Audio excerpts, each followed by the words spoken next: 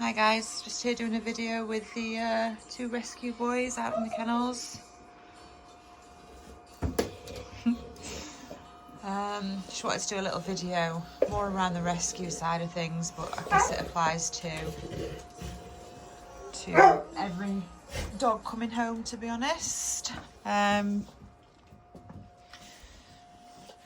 of the things that's been playing on my mind a little bit, because it's something that's reared its ugly head again this week with another dog being returned to us, which is a bit frustrating. So I thought I'd do a little video on how to settle dogs in when they first either come from rescue, or it does apply to puppies too. It's not just rescue dogs, but puppies are a little bit more forgiving than adults. So I just wanted to go through a few tips and pointers to kind of ensure that you're not setting the dog up to fail. So please excuse any of Duke's dramatic noises during this video. I'm not actually around his side, so all you can hear is me talking, which makes him tend to do a bit of a scream. Yeah, so this week we've had a dog in a foster home with a view to adopt for over a month now. And unfortunately, rather than taking the steps that are needed to make sure that the dog knows the rules, the routine and all the rest of it, what happens is people get bored of sticking to rules and routine, and then the dog ends up coming back into rescue because they make a mistake. And it's really, really simple when a dog comes from rescue into a new home. It doesn't have to be difficult. It just means being patient for a few weeks. And those few weeks are the time it takes for a dog to settle in. It's not a day, it's not 2 days, it's not a week. You know, some dogs, if they've come from a good home particularly, and they've had a wonderful life, they take longer to settle into their new home. The ones that have been a little bit more, had a more difficult life and have been mistreated a little bit, they'll always settle in easier because life's good for them in their new home and there's nothing to worry or stress about when they've been through already a stressful life. So one of the first things that I do, and you know, we've fostered what, I couldn't even put a number on how many dogs we've fostered now in the past 20 years. It'd be impossible to count. But one of the things that we do is we ignore them for the first week or so. We just give them masses of space. We don't ask anything of them. We don't put them in tough situations. We don't put them in any situations. We literally ignore them. And I think that is what's needed for a dog to settle. Why are you biting me, Spotty dog? I think Spot, we probably ignored him for about 2 weeks, to be honest, because he was just, you could tell, you know, if you pushed him and got him overexcited, it'd probably end badly because he just didn't know how to act or what he was supposed to be doing. So for a week, for the rescue dogs, we need to be ignoring them. Obviously, you feed them, you be around them, but don't overexcite them, overwhelm them. Don't take them into any situations outside of the norm. Just leave them at home. No visitors. Nobody coming round and, you know, upsetting or making them overexcited and overstimulated. There's just no need. Not for the first week or so. And what you'll see is the dog will just decompress in that week. They'll try and figure out what's going on at home, what's their new life. And it will be the grounding for a good relationship with the dog. So many people, when they get a new puppy, they take them visiting family and friends, and you know, I'm not against doing that to a point, but when a dog gets overstimulated and overwhelmed, they get naughty, and you know, then you're just setting yourself up to, well, you're setting the dog up to fail. So the first thing is to just keep everything super calm, super relaxed, no being overexcited around the dog, no stressful situations, just allow calmness. And that will obviously give you the grounding.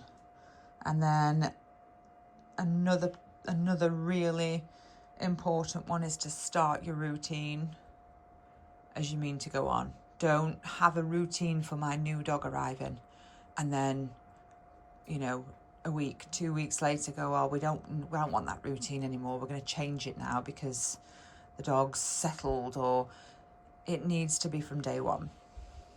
The rules are the rules. The routine is the routine, especially for bull mastiffs. And from day one, that's it. What you'll find is after, say, day 2, they relax into that routine. They understand it. They know what's coming, what time their dinner is, what time, you know, they're going for a walk, all of those things. They will just understand that that's the new routine. Again, makes everything so much easier. I don't know where my dog's gone. Spot, you bringing your balls back? Yeah, that is super, super important, is that routine. And not, again, you know, not allowing the overexcitement and the overstimulation in that initial week. After a week or so, you know, they can start having a wander out. You can ask a friend or two to come over, or family, or, you know, whatever. But again, in this period of settling in, no excitement whatsoever. It's just too important to ignore, or, you know, think that it doesn't apply to you, it doesn't apply to puppies. It applies to all dogs. And it's the right thing to do to start that relationship off correctly. Around week 3, between 2 and 3 weeks is generally when we have dogs returned. And it's normally because they haven't had that initial stage of being allowed to decompress, being allowed to just be, and they've actually ended up, you know, going off to meet several family members, and, you know, off up some mountain somewhere for an ice cream in some little cafe, and the dog just completely does not know what to do with itself, and it's just no good for the dog. It doesn't build trust either. You know, trust comes from bonding, and that's not bonding. Bonding is routine and being around each other and learning each other. That will build the best trust. So keep that routine no matter what. That's your routine. In the future, if there's things that you want to change, say, you know, the clock's changing, you want to change the time of their dinner, it will make everything so much easier. Because they'll trust you, and that foundation's already there. We get, you know, so many dogs get returned to rescue. You know, you see it all the time. Different rescues saying this dog's been returned after, you know, 3 days, 4 days, because he's not settled. He's not going to. Dogs don't settle in 3 days. You know, when you take on a rescue dog, or you take on a new puppy, you have to be prepared for 3 to 4 weeks at a minimum for that dog to settle And there's no point in judging the dog on its behaviour in between that, because that's not the real dog. What you're not seeing the true dog until it's been a few weeks. But it doesn't mean that you feel sorry for them. It doesn't mean that you let them get away with murder. You have rules. The rules start from day one. And they're the rules. There's nothing to feel sorry for them for, because they're in a wonderful home now and they've got everything that they need. So there's zero reason to have any kind of thoughts of, oh, this poor dog. There's none. There's zero reason to feel like that. The dog's not sitting there thinking about what's happened to him in the past. It just doesn't. Dogs just don't think like that. So you need to start it from day one, super positive, fresh start for the dog, fresh start for you. And the rules are the rules. The dog does exactly as you want the dog to do, so that it can get used to that routine. And then you should be flying. If you start to see any kind of behaviour where a bit of boundary pushing, again, that's to be expected, because they're trying to figure out what's expected of them, and it's a matter of, again, not allowing that. Your rules are your rules. For me personally, I don't care if a dog gets on a sofa, but there's plenty of people out there that don't want dogs on sofas. I don't care if my dogs jump up at me and try and wrap their arms around me for a cuddle. It really doesn't bother me, but a lot of people don't like that, and they're the rules that need to be put in place straight away. If you don't want jumping up, it's no, down, and when they're down, well done. Don't expect them to just understand. You have to teach them, because in their previous home, those things might have been allowed. And it's not the dog's fault that they've been taught those things. So patience, understanding, don't feel sorry for them, super strict routine, and allow them to decompress. I seem to have lost my dog. Allow them to decompress. Don't expect them to just come in and be themselves. Where are you, Spot? Spot. Oh, you've dropped your ball under the gate. So just wanted to do that so that people understand when bringing a new dog in. It's not easy. It's definitely not easy for the first couple of weeks. But it gets easier, and as time goes on, it will slip into place. As long as you've done everything right in the first place and you've made sure that you've chosen a dog that suits your home, there should be no reason why it won't work. But patience is the most important thing. Duke's been returned to us twice now. And he's bitten 3 times, and none of those were his fault. None. He's a product of his environment, and he's been here with us for 3 years now, and we have never had an ounce of aggression from him. Not 1 ounce in 3 years. Yeah, he was in 2 different homes over 5 months, and they saw biting. Well, that's not the dog, that's the homes. It is what it is.